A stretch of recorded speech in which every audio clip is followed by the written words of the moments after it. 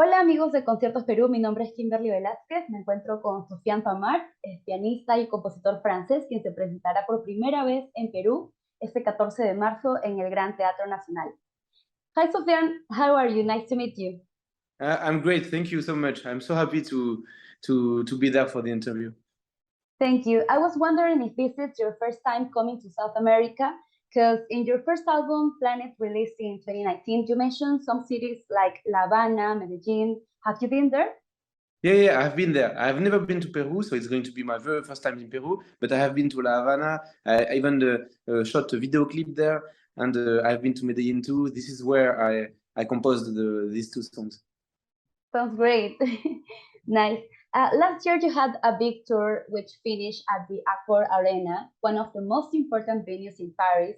How do you feel about having the opportunity to play piano in front of 20,000 people and having your work be recognized in your own country?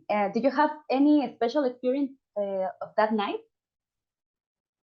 Yeah, like at some point when I arrive to play one of my songs, like everyone uh, turns on their flash. So imagine 20,000 people all around me turning on the flash. It was so intense. I nearly fainted. Like I came on stage and I was like this close to fall and to lose conscience because it was so intense. I've been dreaming Oh of my it God. since a long time, and suddenly it happens. And even if I knew it would happen, when it happens, it happens. It's so intense. Wow. Was Mhm. a very special night. Yeah, very emotional, very emotional. And That, like there were like many friends that came for me on that special day. I Because it was huge. I did a lot of surprises for my audience, and so one of the surprises was to invite a lot of guests that I worked with, but I didn't say anything. It was a surprise. But also my little sister, she's a violinist, and she's the only featuring of my second album, and she was also on stage, and for my parents, like everyone cried. It was like oh so my God. Very so great. emotional. Mhm. Yeah, Yeah.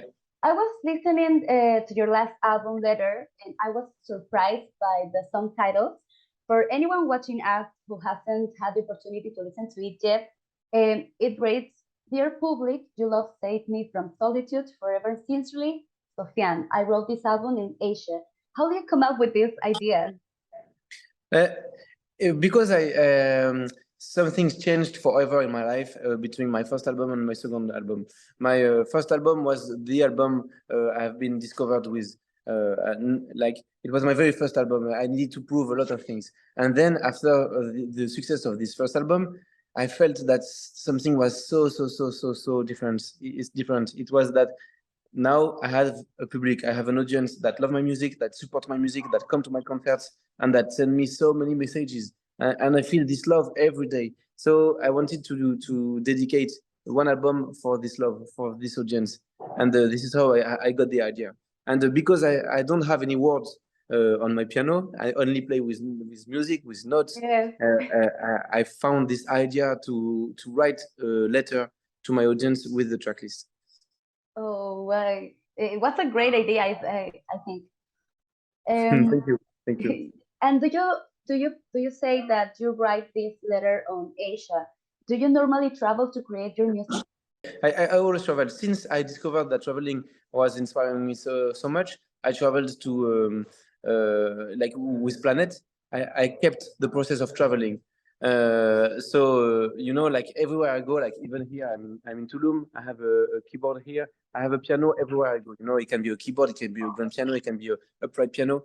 And each time I travel, I have new ideas that pop up in my mind, and that I put on the piano and that I record as soon as I get them.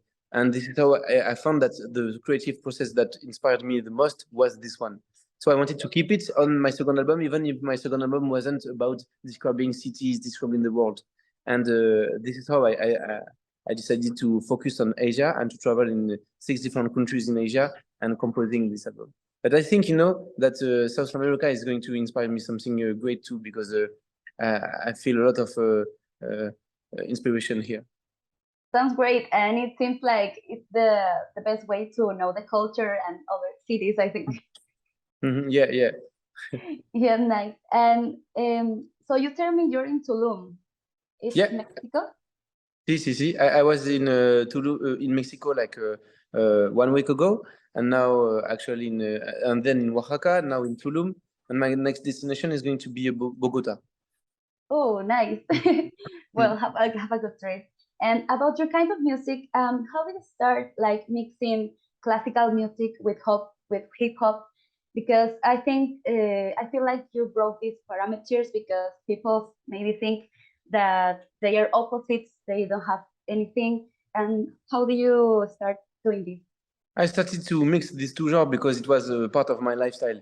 I was going to the conservatory, I was going to the music school, and each time I was going out of it, I was listening to rap music in my headphones, or I was hanging around with friends that listen to only rap music.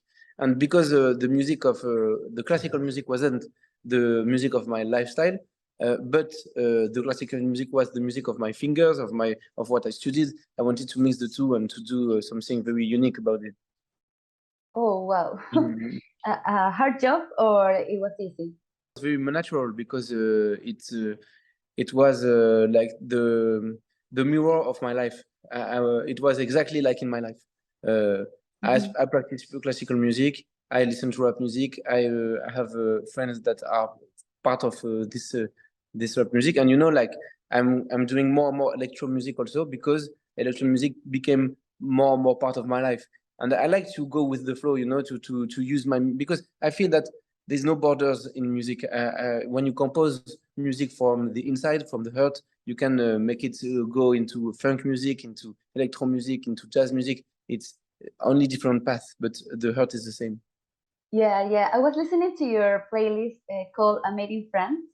There is a selection. I like it. I love it because it has Thank you. like KJ, Daft Punk, and Yeah. many French musicians. Like I'm into R&B, and I love it. Great. Maybe we will like. I did a funk album with my friend Double. I think you might like it. It's called Loving Life. Okay, I will listen to it. Well, I will like to congratulate you because of this. Like it's a short career, but it seems like it's growing very, very fast. Yeah, it is. It is, and I'm so curious of the emotion I'm going to feel in my very first tour ever in South America. Like, and coming to Peru is very exciting for me because I've never been there, and I Yes, can't wait to discover the country and the city yes, and the yes. people.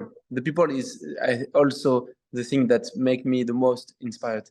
Like sometimes just in a night, I meet someone, I have a very deep conversation, and it stays in my mind, and the puff it goes into music. This is also how I work. I can't wait to listen to you soon, Thank live, you. and enjoy Yeah, your thank you so concert. much. Well, we have come to an end in this interview. It's been a pleasure to have you with us. And I was wondering if you could send a message to all audience watching us and invite them to come to your show this March 14 in Gran Teatro Nacional. Yeah, so I can't wait to play for you guys because with my I'm way more talented expressing emotions with my notes, with my music, than with words. So come to the concert and you will understand that. Thank you, Sofiane. Nice to meet you. Thank you, Kimberly. See you soon. See you soon.